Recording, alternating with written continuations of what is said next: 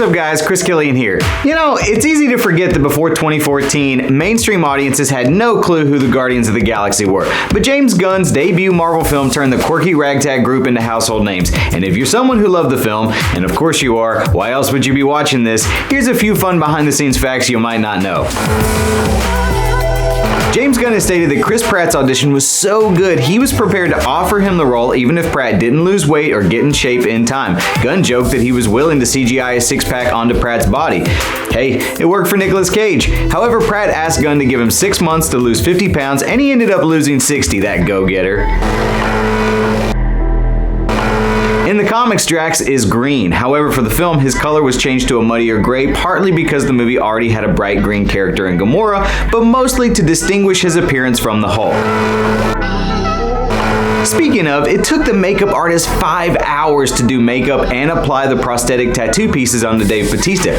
Chris Pratt even revealed that during the process, Bautista stood the entire time and never complained once. Eventually, the process was narrowed down to an average of 3 hours, but there was still an additional 90 minutes that were required to remove the makeup. According to James Gunn, the film's soundtrack is composed mainly of songs from the 70s and 80s to remind the audience that Peter Quill is a real person from Earth, just like you and me, except that, quote, he's in this big outer space adventure. According to James Gunn, Star-Lord flipping the bird was completely improv by Chris Pratt, just like this. In the comic books, Groot is repeatedly regrown from a twig and possesses the same memories and personality each time, so naturally, you'd assume this would be the case in the films as well. However, when Guardians Volume 2 was released, James Gunn revealed that Baby Groot does not possess any of the original's memories and is actually a different being altogether, meaning that Groot did indeed die saving his comrades in the first film. Bradley Cooper cited Tommy DeVito as an influence on Rocket Raccoon's voice. If you don't know who that is, it's Joe Pesci's character in Goodfellas. Well, I'm funny how? I mean funny like I'm a clown, I amuse you?